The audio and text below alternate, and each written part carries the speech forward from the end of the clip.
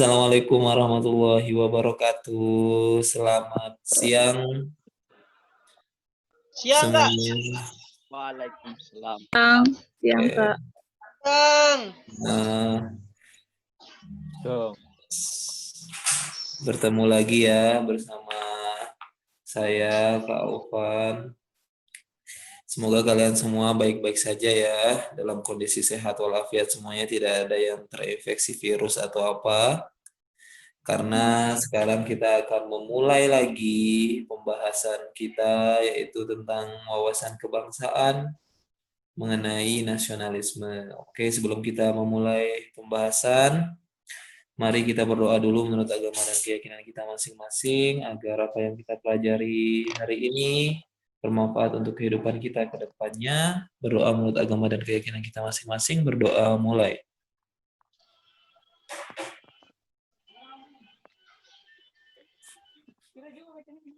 Lagi bantangnya.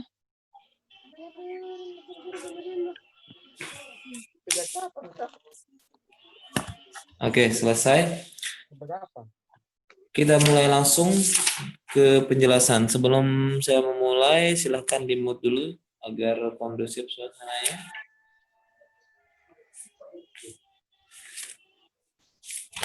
Oke, hari ini kita akan membahas mengenai nasionalisme.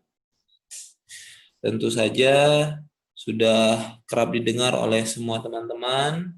Nasionalisme itu kaitannya berarti mengenai kecintaan kita terhadap tanah air.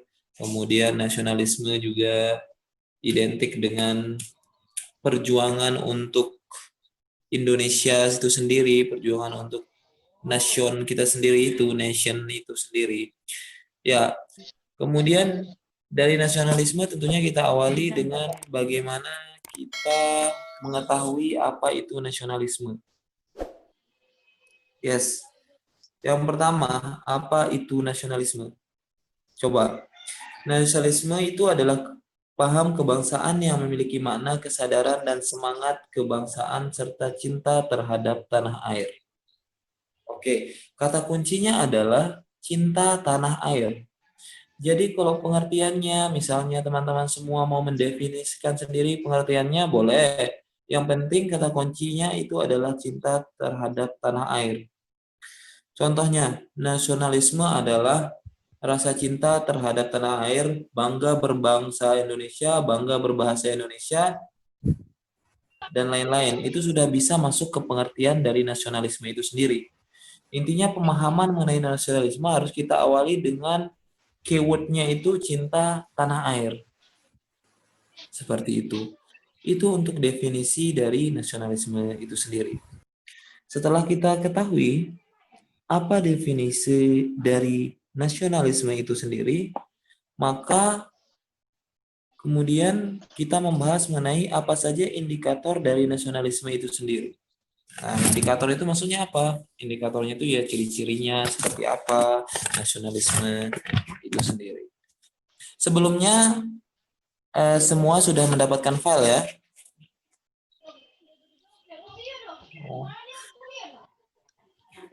Oke, sudah ya. File PowerPoint-nya nanti tak kirim. Oke? Oke. Nanti dapat lagi penjelasan mengenai materi yang kemarin sudah dijelaskan, yaitu mengenai Bhinneka Tunggal Ika. Nanti juga saya sudah buatkan PowerPoint-nya, nanti teman-teman bisa memperoleh. Oke. Next. Oke, indikator dari nasionalisme itu sendiri. Kira-kira kalau kita cinta tanah air, contoh kita cinta terhadap tanah air itu seperti apa? Ya, salah satunya berarti indikatornya itu adalah menjaga dan melindungi negara. Oh iya Kak, kalau menjaga dan melindungi negara, apakah kita harus berperang? Apakah kita harus turun ke lapangan seperti itu? Tidak. Menjaga dan melindungi negara itu bisa dari berbagai aspek. Contohnya kalian sudah belajar dengan baik di sekolah, menaati peraturan, itu sudah menjaga dan melindungi negara. Nanti hasil dari pembelajaran yang kalian terima, kalian praktikkan di luar seperti itu sudah termasuk menjadi indikator dalam menjaga dan membela negara. Nah, kemudian ada apa lagi? Ada sikap rela berkorban atau patriotisme. Oke, sikap rela berkorban itu seperti kita ikut membela negara. Ketika ada kasus, misalnya ada yang menjelek-jelekan negara kita, paling kita membelanya dengan misalnya apa? Dengan penjelasan bahwa sebenarnya itu tidak betul, tidak harus kita mengangkat senjata dan sebagainya. Nah, kalau patriotismenya itu lebih ke jiwanya. Patriotisme itu lebih ke jiwa bagaimana kita membela negara kita itu sendiri. Nah, indikator-indikator dari nasionalisme seperti itu yang kita butuhkan. Kemudian jelas indikator selanjutnya adalah bangga berbangsa Indonesia. Awalnya dari sana, bangga berbangsa Indonesia. Oke, kalau ditanya dari mana, jawabnya ya dari Indonesia seperti itu. Kalau ditanya budayanya apa saja, kemudian eh, ciri-ciri orang Indonesia seperti apa saja. Kita membanggakan Indonesia itu sendiri. Misalnya ada yang kuliah keluar daerah, keluar negeri di Malaysia, menceritakan tentang bagaimana kebanggaannya terhadap bangsanya sendiri, yaitu bangsa Indonesia. Karena ini juga sudah tertera ya, sudah tertera di Sumpah Pemuda, bangga berbahasa, berbangsa, bertumpah darah, seperti itu. Kemudian terkait bahasa, kita harus bangga berbahasa Indonesia juga. Itu ada di pasal 36. Ingat teman-teman. Pasal 36 Undang-Undang 1945, yaitu terkait dengan bahasa Indonesia. Jadi, boleh kita mempelajari bahasa asing, boleh. Tapi jangan sampai ada orang Indonesia yang tidak bisa berbahasa Indonesia. Itu salah satu indikasi lunturnya nasionalisme dari diri seseorang tersebut. Seperti itu. Selanjutnya ada apa? Indikator nasionalisme, yaitu menjunjung nilai persatuan. Nah, erat kaitannya dengan Pancasila, sila ketiga, yaitu persatuan Indonesia. Menjunjung nilai persatuan. Kalau kita sudah memiliki sikap nasionalisme, rasa nasionalisme itu sendiri, tidak akan terjadi yang namanya perpecahan, tidak akan terjadi yang namanya integritas dan sebagainya. Kemudian apalagi indikator dari nasionalisme itu sendiri, yaitu melestarikan budaya Indonesia. Oke, kemudian ada apa? Tekad hidup bersama. Itu yang keenam adalah tekad hidup bersama. Jadi kita punya rasa untuk hidup bersama, beriringan, berdampingan seperti itu. Nah, kalau kita sudah tahu nih apa pengertian dari nasionalisme, kemudian prinsip-prinsip dari nasionalisme itu sendiri sudah ditahu semua. Selanjutnya kita perlu tahu dong, kira-kira nasionalisme ini lawannya apa? Gitu. Nasionalisme ini akan luntur apabila terjadi apa? Oke, lawan dari nasionalisme. Lawan dari nasionalisme itu yang pertama ada yang namanya individualisme. Ya, individualisme itu sendiri maknanya sederhananya adalah tidak bisa bertoleransi, tidak bisa bersosialisasi, maunya hidup sendiri, seperti itu, individualisme. Kemudian ada apa? Egoisme. Egoisme itu adalah merasa diri paling benar, pendapatnya paling benar, ini apa namanya? Kemudian tindakannya paling benar, seperti itu, tidak mau mengalah dan sebagainya, itu egoisme. Kemudian ada apa? Etnosentrisme.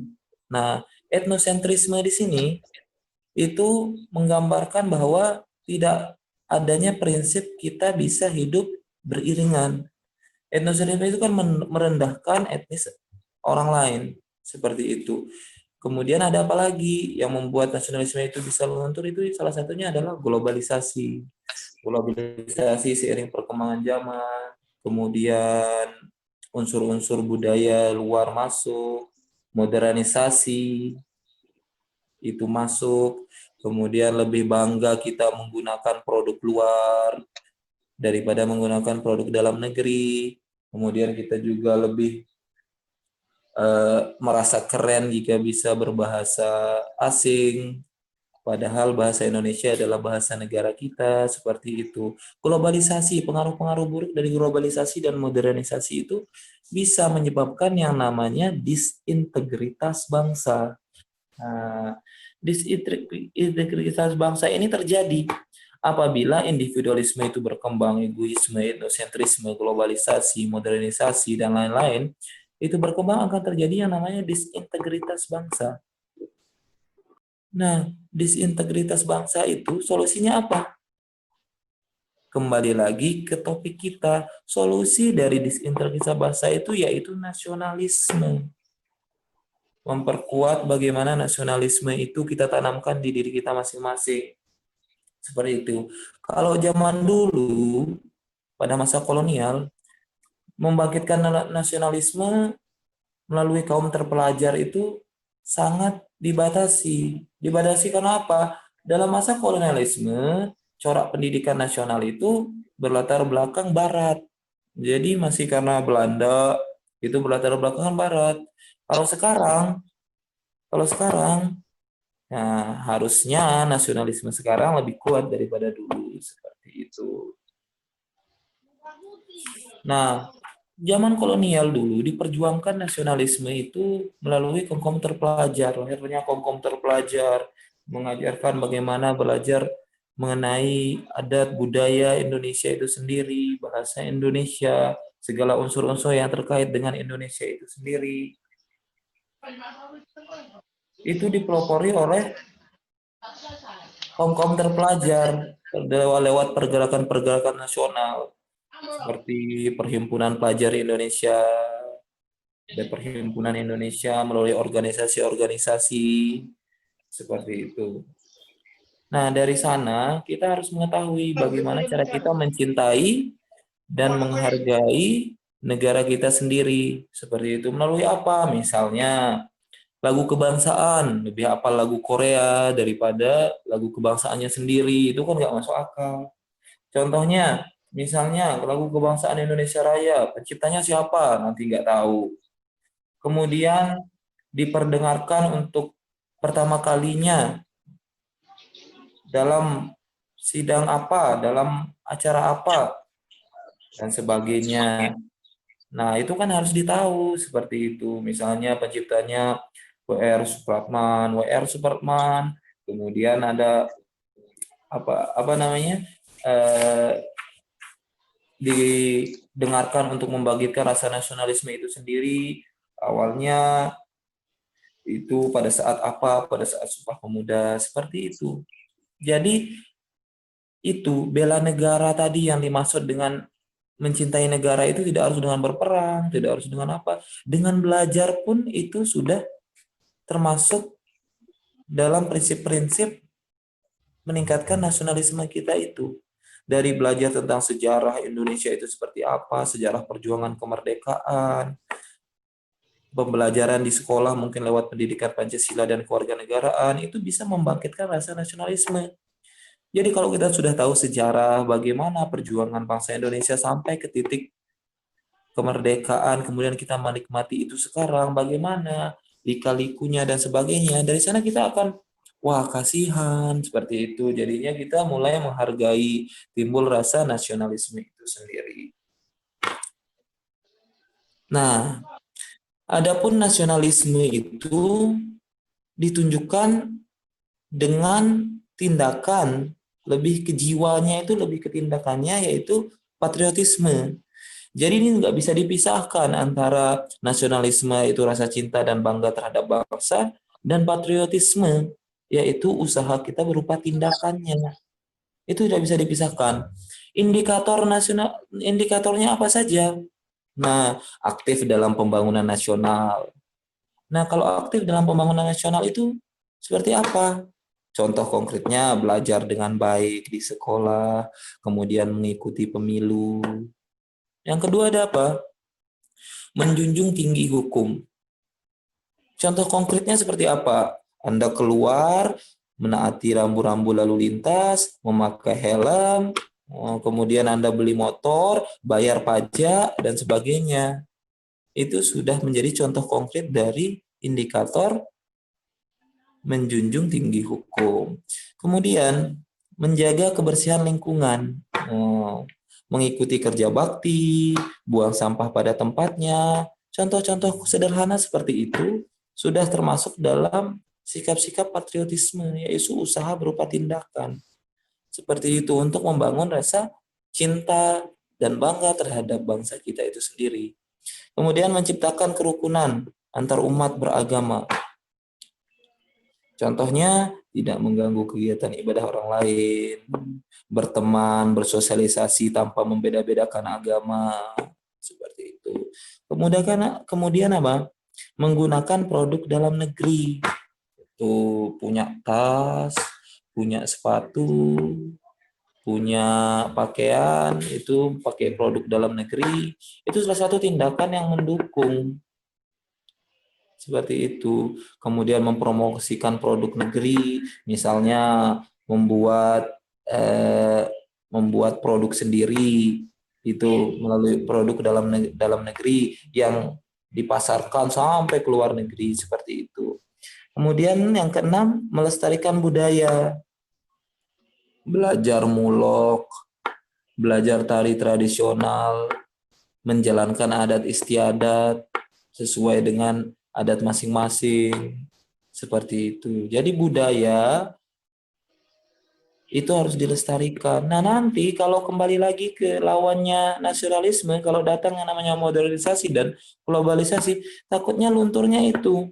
Udah nggak ada lagi yang pakai produk dalam negeri, kemudian sudah tidak ada yang melestarikan budaya, belajar tari tradisional lebih banyak yang suka belajar ngedance, K-pop, dan sebagainya.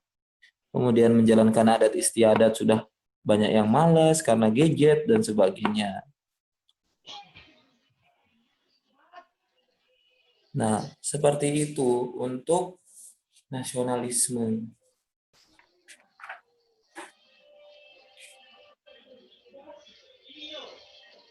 Oke, kemudian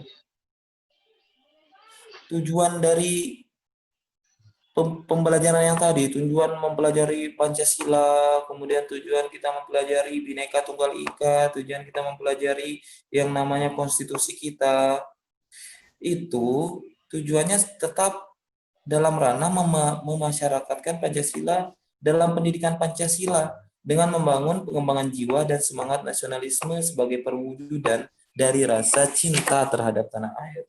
Dari nasionalisme itu perwujudan rasa cinta kita terhadap tanah air. Dengan itu adanya pembelajaran mengenai Pancasila, kemudian dan sebagainya. Terkait dengan ideologi itu sendiri, misalnya kan Pancasilais dan sebagainya. Kerap terjadi perselisihan ideologi politik, kemudian ada perselisihan moral, itu mampu mengakibatkan masalah yang kompleks karena ideologi sendiri sudah menyangkut dasar negara, pandangan dan landasan filosofis suatu negara itu, jadinya kurangnya pelestarian rasa nasionalisme itu tadi. Jadi itu yang menyebabkan terjadinya perselisihan, konflik, dan sebagainya. Nah, dengan mengetahui juga kewarganegaraan kita seperti apa, mana saja yang termasuk orang Indonesia, oke, dan sebagainya yang sudah kita pelajari sebelumnya. Ada yang namanya bipartite, ada yang namanya apartheid, itu apa saja, seperti itu. Jadi kalau kita merujuk ke pengertian, berarti nasionalisme dalam arti sempit itu sederhananya adalah perasaan cinta terhadap negara bangsa yang terlalu tinggi dan berlebihan, itu dalam arti sempitnya bisa merujuk ke nasionalis, seperti itu. Sehingga taunya orang-orang nasionalis terlalu cinta, terlalu bangga, terlalu menggebu-gebu sehingga merendahkan orang lain, kemudian tidak mewujudkan perilaku tidak saling menghargai satu sama lain. Misalnya kalau rasa cinta terlalu besar, negara saya ini yang terbaik loh. Ini dan cara merendahkan orang lain itu tidak baik. Konotasinya seperti berarti tidak bisa hidup berdampingan, toleransi, seperti itu. Jadi orang-orang yang disebut nasionalis itu dalam arti sempit. Nah, kalau terkait perbedaan itu yang menyatukan, bukan termasuk dalam aspek nasionalis itu sendiri. Jadi kalau perbedaan yang kita peroleh itu adalah membentuk rasa persatuan dan kesatuan kita. Dari bagaimana dari perbedaan, kita sudah tahu ada perbedaan-perbedaan sebagainya, itu menjadi alat pemersatu. Yang Bhinneka kemarin kita pelajari, itu menjadi alat pemersatu. Sehingga menunjukkan sikap nasionalisme itu sendiri.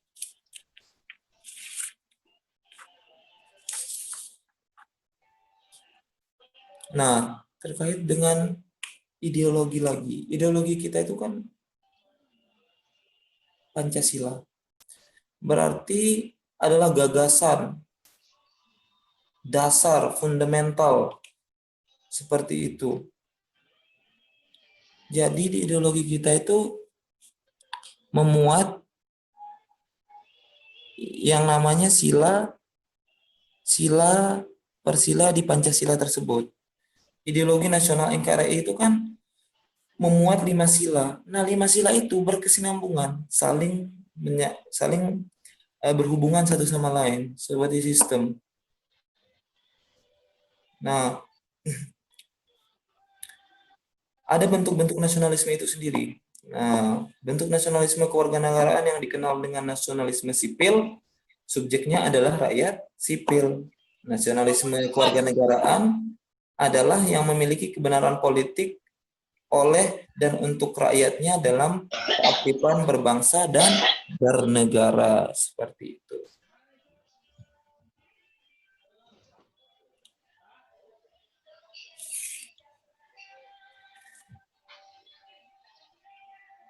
Jadi kalau kita terlalu cinta, gimana Kak? Kalau kita terlalu bangga terhadap tanah air, nanti ditakutkannya timbul yang namanya chauvinisme. Ya, chauvinisme itu adalah bentuk rasa cinta terhadap tanah air, tapi fanatisme seperti itu.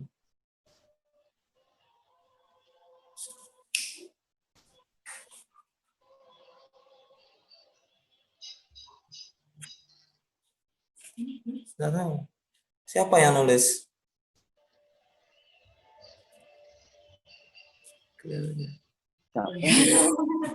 Oke, kita lanjut ya tadi. Jadi kalau terlalu fanatik, chauvinisme dalam bentuk rasa cinta terhadap tanah air yang terlalu fanatik, bangga dan loyalitasnya terlalu tinggi.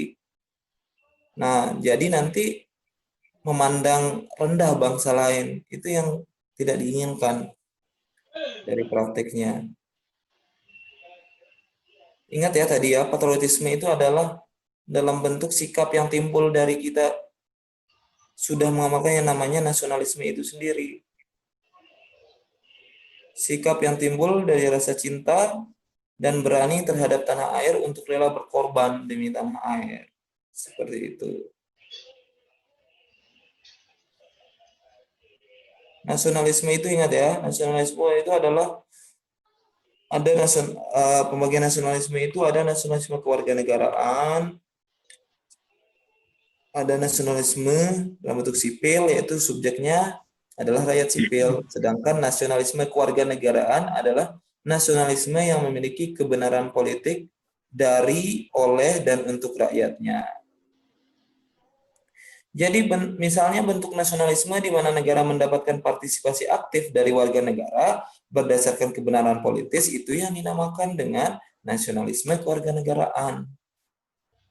Nah, kemudian terkait dengan perubahan, kan nasionalisme terus ada di Indonesia. Nah, jadi nanti lawannya nasionalisme datang seperti globalisasi, modernisasi, perubahan sosial masyarakat yang secara cepat pada segi kehidupan kita yang berbangsa dan bernegara.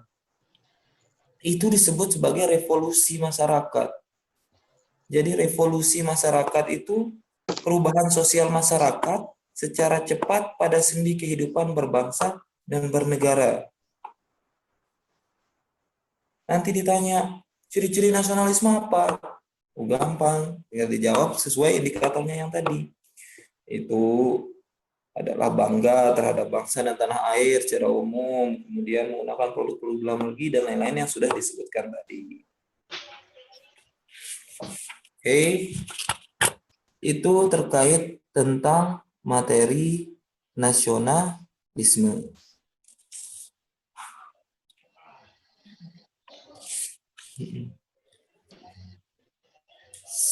Untuk selanjutnya, apakah semuanya sudah menerima materi soal berupa soal? Ya. Sudah semua ya? Sudah, Kak. Oke. Ada 35 soal ya?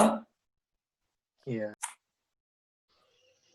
Ada 35 soal. Sambil saya kirimkan ininya, materinya, silahkan mulai untuk dijawab dan nanti kita akan bahas secara bersama-sama. Saya berikan waktu 15 menit untuk menjawab.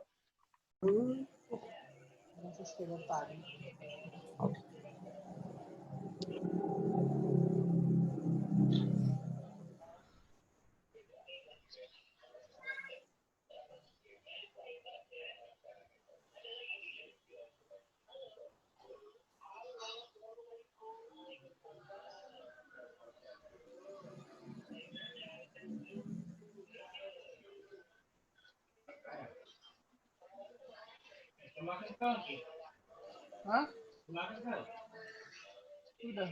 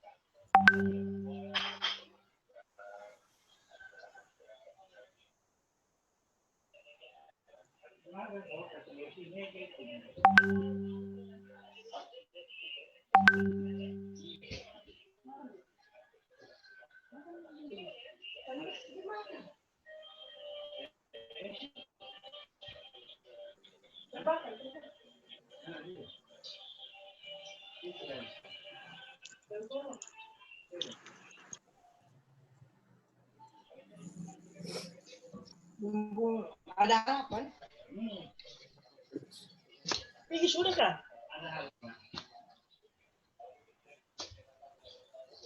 Allahu Akbar.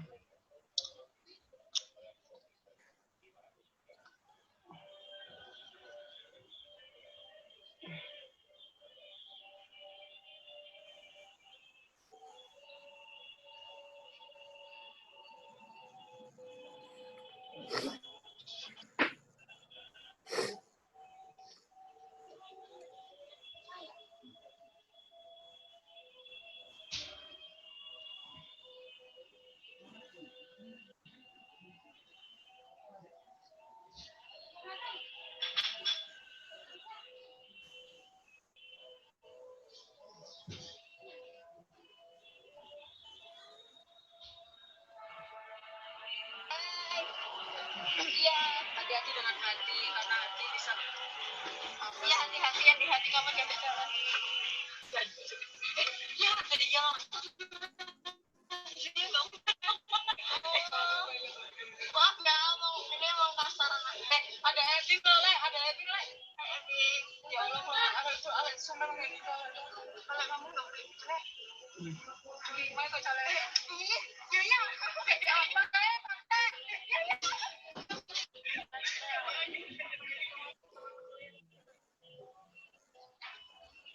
Hai.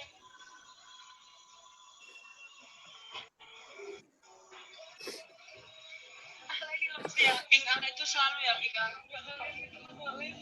Aku itu selalu nangol sokonnya. Kalau Handif, aku sama nasi anjir. Astagfirullahaladzim. Gak boleh ngomong anjir. Iya, anjir. Siapa yang ngajarin pantai-pantai? Bukan ngomong aku, aku tapi gak pernah ngomong. Gak pernah ngomong apa? Ini cuma contoh. Kita terus baik-baik. Salawat. Sebut namanya. Aku halo.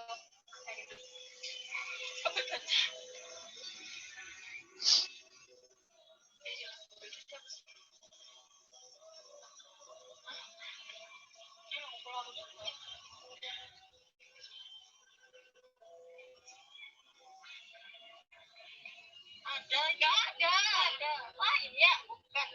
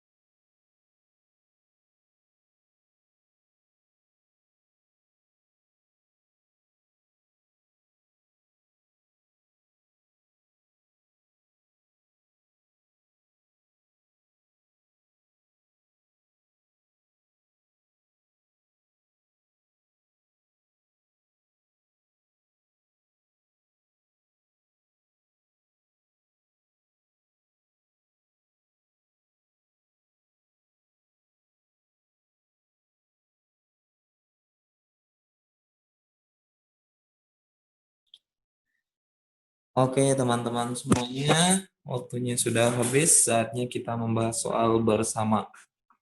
Oke, peraturannya seperti biasa, bagi yang mau menjawab silahkan di unmute speakernya, kemudian dibacakan soalnya bergiliran ya.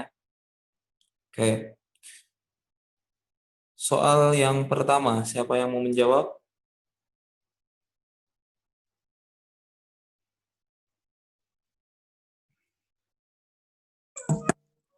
Saya. Halo, siapa?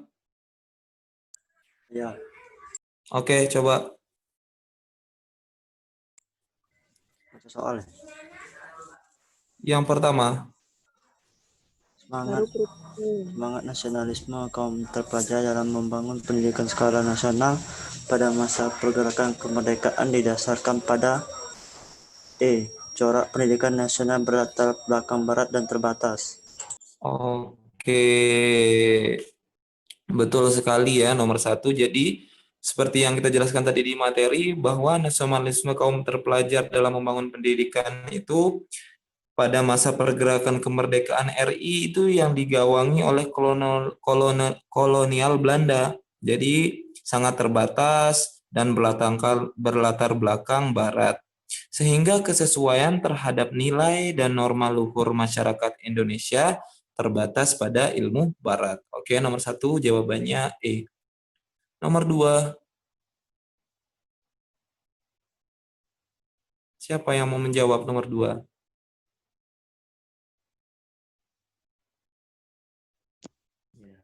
Udah? Ya, nomor dua. Nomor dua, yang mau menjawab. Jennie Blackpink. Oke. Nomor dua yang mau menjawab. Coba. Oke, silakan. Aduh, ketutup soalnya. Ini.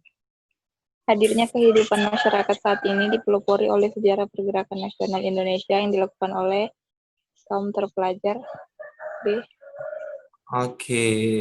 Kaum terpelajar. Ingat ya.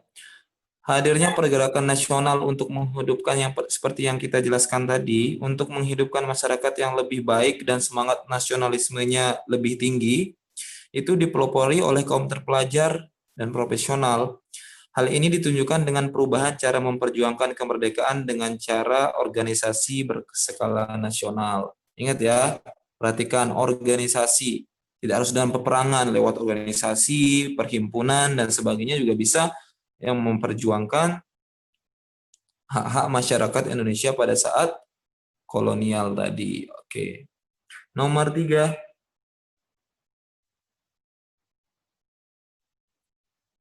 Saya Kak, Silakan. lagu kebangsaan Indonesia Raya yang dikenalkan oleh Wage Rudolf Supratman pertama kali diperdengarkan untuk membangkitkan rasa nasionalisme pada saat C. Sumpah Pemuda.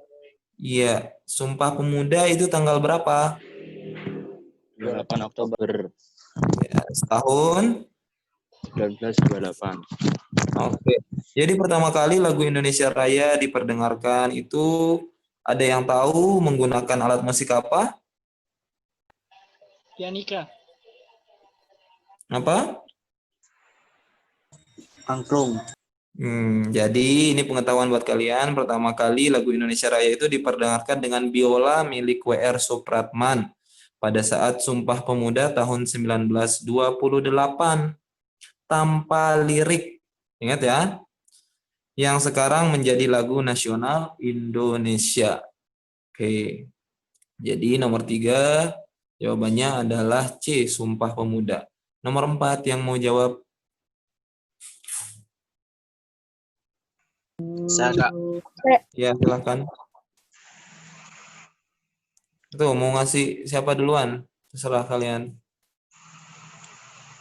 Yang cowok boleh. Sebuah manuskrip kuno yang menceritakan kejayaan Majapahit dalam menyatukan Nusantara menjadi cikal bakal lahirnya nasionalisme yang dikembangkan para founding fathers di Indonesia. Manuskrip itu berjudul Pararaton. Yes, oke. Jadi saya jelaskan Pararaton ya. Perhatikan semuanya. Jadi dari materi, jadi soal kalian juga bisa mendapatkan materi. Jadi dulu itu Pararaton ini menjadi cikal bakal lahirnya nasionalisme itu sendiri. Pararaton ini merupakan sebuah manuskrip kuno peninggalan kerajaan Majapahit yang menceritakan tentang Sumpah Palapa, sumpah yang diikrarkan Patih Gajah Mada untuk mempersatukan wilayah Nusantara di bawah kekuasaan Majapahit. Ini ditemukan tahun 1258 Saka atau 1336 Masehi.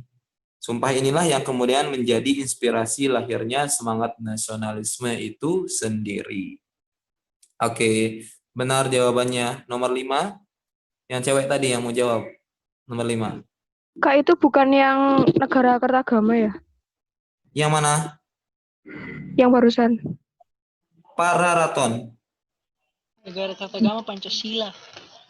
Oh iya. Pararaton. Ya, tidak apa-apa. Oke, betul. Tadi misalnya Kak itu bukan negara Kartagama nggak? Oke, jadinya kalian harus cari tahu kok bisa Pararaton. Kemudian Purwaka Carubanagari itu apa? Negara Kartagama itu apa? Babat Tanah Jawa itu apa? Dan nanti kalian buat mind mapping kalian sendiri seperti itu, menambah pengetahuan dan lain-lain seperti itu. Bagus. Nomor 5. Yang cewek tadi yang mau jawab nomor 5, nggak apa-apa, yuk.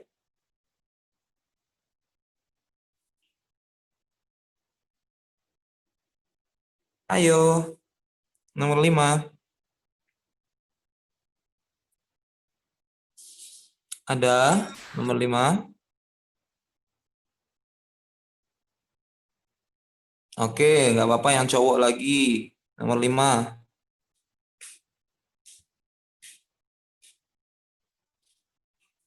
Nomor 5.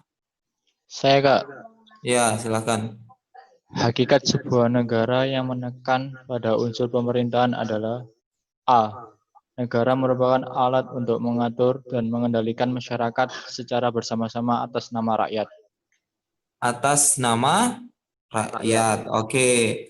Jadi, penekanan terhadap negara di dalam unsur pemerintahan itu adalah usaha yang dilakukan oleh negara sebagai agensi, ya, atau wewenang, authority, ya, dalam mengatur dan mengendalikan persoalan masyarakat secara bersama-sama atas nama rakyat. Betul, jawabannya adalah A.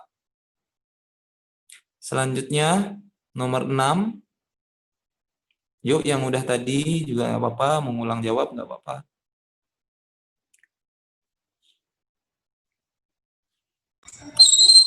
Kecakapan. Saya. Ya, silakan.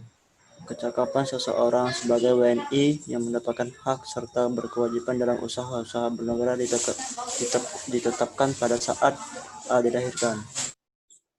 Pada saat usia 11 tahun. 17 tahun. Jawabannya ya. Kecakapan seorang sebagai WNI yang mendapat hak serta berkewajiban dalam usaha-usaha bernegara. Kalau pas dilahirkan cuma nggak bisa usaha-usaha bernegara. Oke, kalau dilahirkan benar, kalau hak itu memang sejak di dalam apa kalau hak? Sejak di dalam kandungan sudah punya hak untuk dilahirkan seperti itu. Jadi nomor 6 itu kecakapan dalam bertindak berdasarkan undang-undang sesuai dengan amanat Undang-Undang Dasar 1945. WNI itu adalah pada saat menginjak usia 17 tahun. 17 tahun. Ya. Nomor 6 tadi jawabannya adalah C. Nomor 7. Saya Kak. Oke, silakan. Nomor 7, kasus yang menimpa seseorang ketika tidak memiliki kewarganegaraan atau apartheid terjadi ketika A. Berasal dari negara yang menganut ius soli dan melahirkan di negara yang menganut ius sanguinis. Yes, berarti kalau ius soli kemarin sudah kita bahas apa? Ius soli apa? Yang berdasarkan letak ia dilahirkan, wilayah dia dilahirkan. Balik. Tempat lahir. Bang mau tanya Bang, boleh Bang? Oke, jadi ya, kenapa?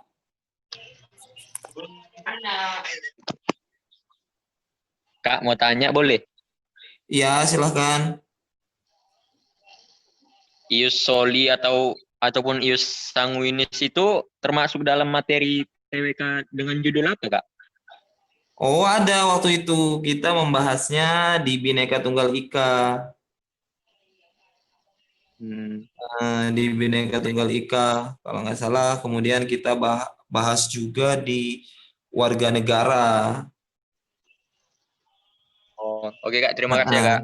Iya, sama-sama. Oke, saya jelaskan ya apartheid ya. Apartheid atau tidak memiliki status kewarganegaraan jika seseorang berasal dari negara yang menganut asas ius sanguinis, hak mendapatkan kewarganegaraannya berdasarkan tempat lahir pada wilayah dari suatu negara dan bertempat tinggal serta melahirkan di negara yang menganut asas ius sanguinis, yaitu hak kewarganegaraan berdasarkan kewarganegaraan ayah dan ibu biologisnya. Jadi jawabannya adalah berasal dari negara yang menganut ius soli dan melahirkan di negara yang menganut ius sanguinis. Oke. Nomor 8. Nomor 8.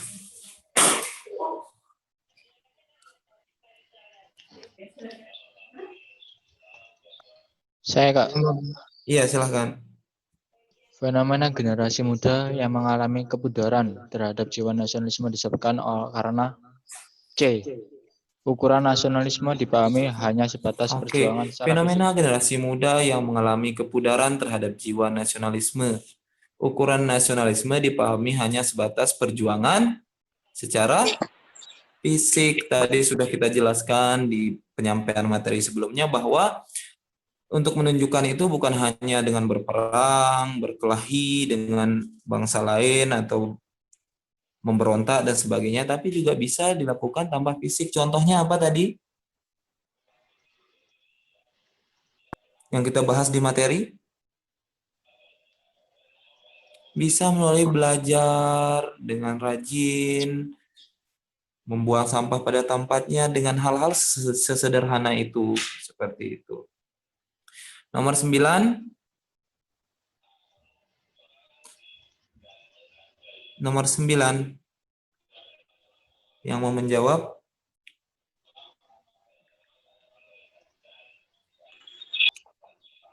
Oke. Nomor 9. Nggak apa-apa yang cowok lagi. Saya, Kak. Ya, silakan cewek.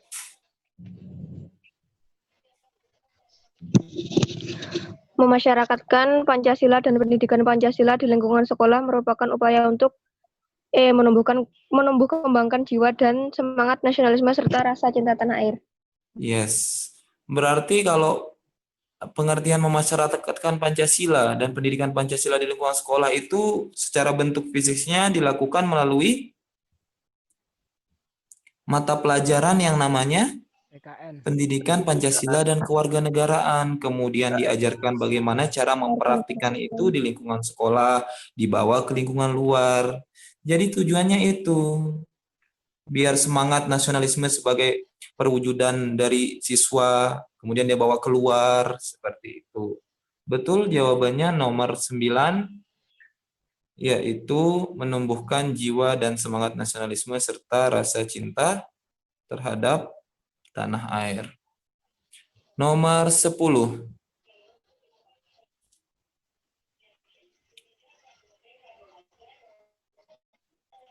Ayo, nomor 10. Nomor 10. Setelah nomor 10 baru kita maraton. Nomor 10. Dibacakan. Nggak apa-apa, yang cowok tadi ngulang juga nggak apa-apa. Saya, Kak. Ya, silakan. Permasalahan paling kompleks yang dialami oleh negara Indonesia yang mengakibatkan tergerusnya nasionalisme adalah D. B atau D? D. D, perselisihan ideologi, politik, dan moral. Oke. Karena ideologi itu sendiri sudah menyangkut apa tadi kita bahas? Ideologi. Ideologi menyangkut tentang Moral. dasar. Iya, dasar negara itu sendiri, pandangan, landasan filosofis suatu negara. Nah, karena akibatnya kurangnya pelestarian rasa nasionalisme di suatu negara, perselisihan ideologi, politik, dan moral itu sangat kompleks, mampu mengakibatkan terjadinya itu tadi, desintegritas bangsa, ujungnya seperti itu. Oke, nomor 10, jawabannya adalah D. Nomor 11, saya bacakan, diperhatikan. Kasus yang menimpa seseorang ketika memiliki kewarganegaraan bipartite atau kewarganegaraan ganda terjadi ketika B. B, yaitu berasal dari negara yang menganut ius sanguinis dan melahirkan di negara yang menganut ius soli. Hal ini disebabkan oleh seseorang yang berasal dari negara yang menganut ius sanguinis itu, tapi dia melahirkan di negara yang menganut ius soli. Nomor 12, nasionalisme berasal dari bahasa Latin, yaitu nation, yang berarti dilahirkan atau sering disebut sebuah bangsa yang dipersatukan akibat kelahiran. Nasionalisme dalam ruang dan waktu dapat memiliki perubahan hakikat karena jawabannya B. betul sekali, B, disesuaikan dengan penafsiran ideologi. Jadi hakikat nasionalisme dapat mengalami perubahan makna. Jadi hakikat yang dipengaruhi oleh penafsiran terhadap ideologi tadi. Paradigma ruang dan waktu dalam suatu wilayah itu juga mempengaruhi terhadap suatu bangsa yang harus dipertahankan melalui mana? Melalui jiwa dan sikap nasionalisme itu tadi. Nah, tentunya yang sudah disesuaikan berdasarkan tafsiran ideologi negara. Berarti kita, pandangan nasionalisme kita harus sesuai dengan Ideologi. dan Pancasila. Good. Nomor 13. Sikap keteguhan. Bentar.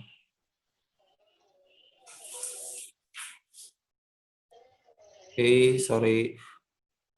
Nomor 13. Sikap keteguhan hati dalam memperjuangkan kepentingan nasionalisme dikenal sebagai Ketahanan nasional. sebagai ketahanan nasional. Jadi sikap keteguhan hati itu dalam upaya memperjuangkan kepentingan nasional itu merupakan pengertian dari ketahanan nasional. Seperti itu. 14. Pola pikir dan cara pandang bangsa Indonesia terhadap jati diri dan lingkungan yang didasarkan pada Pancasila dan Undang-Undang Dasar 1945 merupakan bentuk pengukuhan dan apresiasi terhadap negara yang berdaulat dalam sikap nasionalisme yang mengalir dalam setiap perilaku dalam bernegara dan berbangsa. Kemampuan ini dikenal sebagai Wawasan Nusantara. wawasan Nusantara. Oke, itu yang dibilang tadi pada penyampaian materi tadi. Jadi seberapa tahu kita tentang Nusantara ini, tentang negara ini. Kalau kita sudah tahu, itu bisa mendorong kita untuk menciptakan sikap nasionalisme yang tentunya sesuai dengan ideologi Pancasila tadi. Wawasan Nusantara itu seperti ini loh, pola pikir, cara pandang. Bagaimana cara pandang bangsa Indonesia terhadap kondisi yang ada di dalam wilayah sesuai dengan falsafah negara tadi. Sesuai dengan falsafah negara, sesuai dengan Undang-Undang Dasar 1945. Jadi itu adalah cara untuk melestarikan dan menumbuh kembangkan nasionalisme itu sendiri. Oke, itu materinya. Nomor 15. Kak. Ya? Saya mau nanya, Kak. Kan di dalam wawasan Nusantara itu kan terdapat GBHN kan, Kak? Yaitu dalam landasan operasionalnya, Kak. GBHN, garis besar haluan negara. Iya, Kak. Nah, apakah sekarang juga masih berlaku ya, Kak? GBHN, Kak? Berlakunya? Iya. Oh, bukan hubungannya dengan nasionalismenya? Bukan, Kak. Dalam wawasan Nusantaranya. Oke, jadi garis-garis besar tentang haluan negara itu terkait dengan penyelenggaraan negara dalam garis-garis besar ya, sebagai pernyataan kehendak rakyat secara menyeluruh dan terpadu. Dengan adanya amandemen 1945 tapi itu terjadi perubahan peran MPR dan Presiden. Jadi garis besar haluan negara itu tidak berlaku lagi. Seperti itu. Jelas? Siap, Kak. Oke, next ya. Selanjutnya nomor berapa tadi berarti? 15. 15, oke. 15 Memupuk rasa nasionalisme kebangsaan bagi masyarakat Indonesia berdasarkan keberagaman suku, agama, ras, antar golongan agar jawabannya ya dari Bagapu itu benar. Jawabannya E.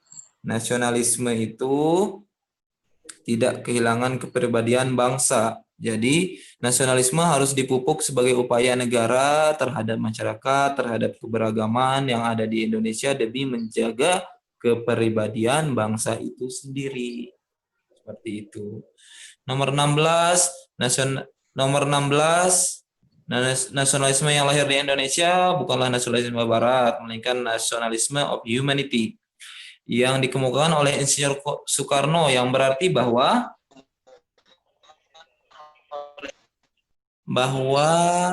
kemanusiaan adalah satu. Bagus. Jadi pandangan Insinyur Soekarno yang menegaskan bahwa nationalism of humanity itu diartikan sebagai kemanusiaan itu ya adalah satu. Yang merangkul semua perbedaan dari yang kita pelajari kemarin, perbedaan-perbedaan tentang yang terjadi di Bhinneka Tunggal Ika itu sendiri, untuk mewujudkan Gajah Mada yang memiliki kesamaan tujuan father mother bangsa Indonesia. Nomor 17, faktor berikut ini yang termasuk dalam faktor pendorong nasionalisme dari luar Indonesia. Apa? C. Yaitu C, adanya kelompok masyarakat berpendidikan tinggi.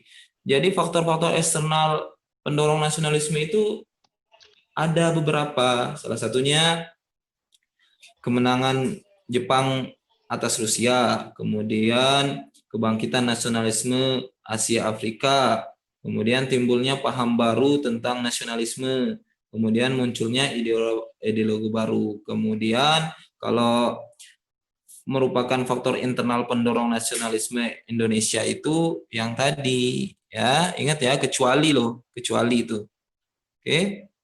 Nomor 18, semangat nasionalisme baru dalam usaha pergerakan kemerdekaan diawali dengan munculnya organisasi apa? Budi Utomo. Organisasi Budi Utomo. Yes, Budi Utomo itu inisiator Budi Utomo siapa? Dr. Sutomo. Inisiator Wahidin Sudiro. Husodo. Ketuanya Dr. Sutomo. Baru Sutomo, betul. Oke. Nomor 19. Pengertian nasionalisme dalam arti sempit. Ayo. Dalam arti sempit tadi loh. Nasionalisme. Ya, dari Bagaspu. Benar, jawabannya D.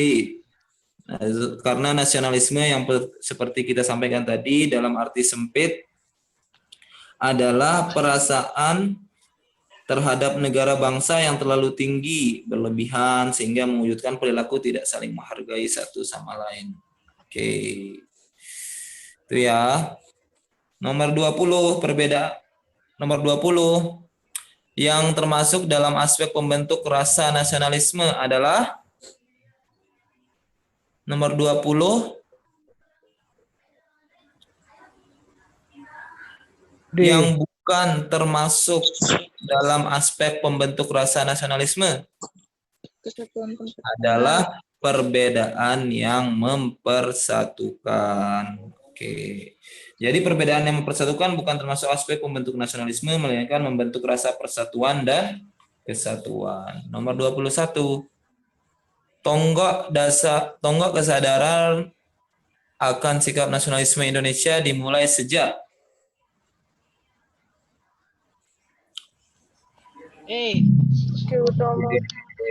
lahirnya organisasi Budi Utomo.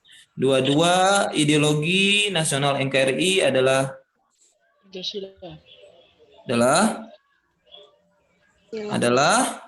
gampang sekali Pancasila.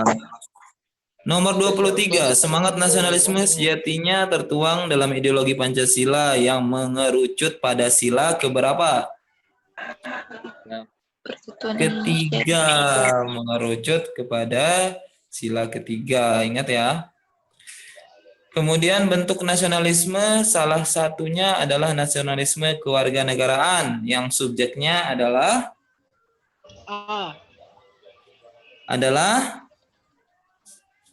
rakyat. Oke, kewarganegaraan subjeknya adalah rakyat. B ya. Ingat, kewarganegaraan. Nasionalisme subjeknya adalah rakyat. Oke, atau sipil. 25. Pengakuan terhadap keberagaman agama dan keyakinan di negara Indonesia merupakan perwujudan dari semangat nasionalisme dalam mempersatukan keberagaman nasional. Semangat ini dilandasi bahwa ya, dari Bagaspu lagi, A, agama ada nilai positif bagi warga negara. Betul. Nomor 25, karena pengakuan terhadap keberagaman agama yang dimiliki oleh Indonesia itu sudah dituangkan dalam dasar negara. Jadi merupakan perwujudan keberagaman yang diakui bahwa agama merupakan nilai positif bagi warga negara yang harus dijamin. Nomor 26, berikut ini contoh perilaku nasionalisme yang hadir dalam kehidupan bernegara tercermin pada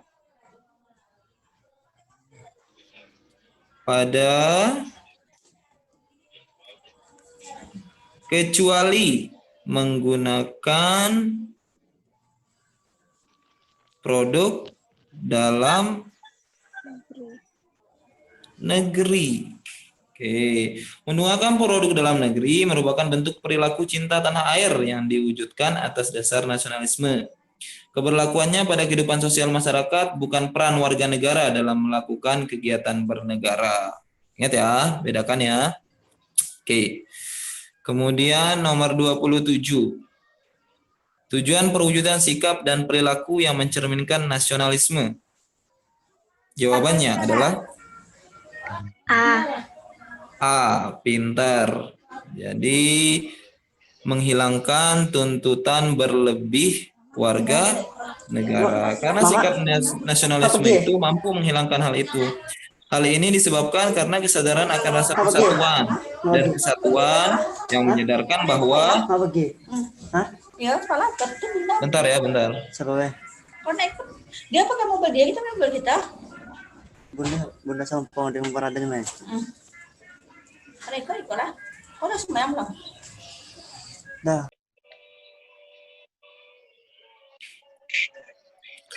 Oke, lanjut ya. Jadi 27. Tujuan dari persikapan itu yaitu A ya, 27. Kemudian nomor 28, keterampilan kewarganegaraan diperlukan dalam memahami karakter dan identitas negara Indonesia, apalagi persamaan rasa nasib yang pernah dialami mampu membangkitkan nasionalisme menjadi keutuhan NKRI. Indikator kecakapan kewarganegaraan dalam perwujudan nasionalisme itu adalah B. Yes, B. Berpegang teguh pada ideologi Pancasila. Ingat ya, harus tetap.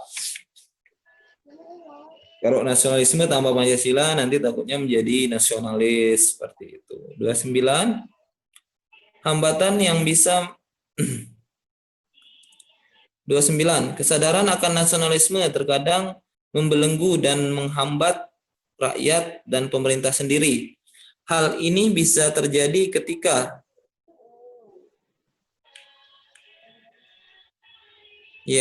itu tadi berhubungan. Nasionalisme dipahami secara mendalam sebagai ideologi. Padahal seharusnya ideologi kita Pancasila, tapi karena terlalu cinta, kemudian terlalu membanggakan, terlalu fanatik, jadi takutnya nasionalisme itu dipahami sejarah ideologi seperti itu. Nomor 30, Apa pengertian dari chauvinisme? Memandang Pemrobian tinggi terhadap bangsa sendiri. sendiri. Ya, berarti jawabannya sudah jelas ya, nomor 30, yaitu C, perasaan berlebihan terhadap bangsanya sendiri dan memandang rendah bangsa lain. Itu chauvinisme. Oke, nomor 31. Sikap yang hadir dari perasaan cinta terhadap tanah air untuk rela berkorban dikenal dengan nama Patriotisme. Patriotisme. Oke, ingat ya, B ya. Sikap. Ya, sikap yang hadir dari perasaan cinta terhadap tanah air, rela berkorban dikenal dengan nama patriotisme. Nasionalisme yang dinikmati oleh negara atas partisipasi aktif warga negara berdasarkan kebenaran politik dinamakan apa? Dari Bagas Puce, betul sekali. Bentuk nasionalisme itu sendiri adalah nasionalisme kewarganegaraan. Jadi di mana negara mendapatkan partisipasi aktif dari warga negara berdasarkan kebenaran politis, dinamakan sebagai nasionalisme kewarganegaraan. Nomor 33 yang termasuk definisi dari nasionalisme kecuali, ayo nomor 33.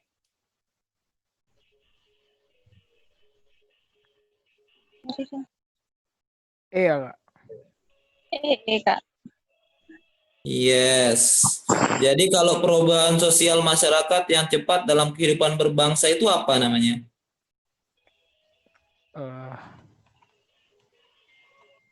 Revolusi masyarakat. Oke. Jadi itu bukan pengertian atau definisi dari nasionalisme itu sendiri. Nomor 34. Ciri-ciri dari nasionalisme adalah yaitu bangga terhadap bangsa dan tanah air. Oke, good. Yang terakhir, paham integralistik sebagai semangat nasionalisme yang mengalir pertama kali dikemukakan oleh Supomo. Iya, dalam sidang BPUPKI. Jadi Supomo itu sebagai aktor dan pahlawan Indonesia dari kaum terpelajar. Jadi kembali ke kaum terpelajar yang menggagas, yang juga kaum terpelajar. Yang mencetuskan pertama kali tentang paham integralistik pada sidang BPUPKI dalam merumuskan bentuk negara kesatuan, bukan federal. Oke. Bagi teman-teman yang ketinggalan jawaban, silakan saya berikan waktu untuk diskusi dengan teman-temannya. Silakan dijawab teman-teman. Itu berapa yang nanya? Ya, boleh dijawab. Oke, itu ada yang nanya nomor 18, 28. Boleh dijawab.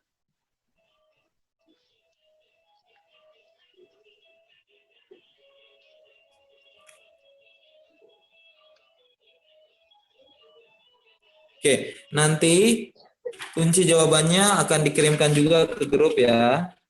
Oke, kemudian materinya sudah diterima ya tadi.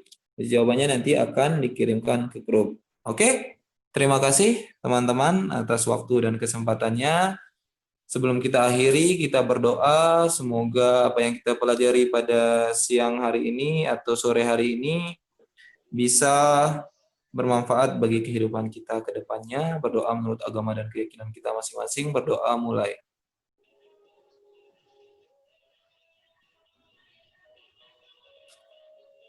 Selesai, terima kasih. Selamat siang, selamat sore. Assalamualaikum warahmatullahi wabarakatuh.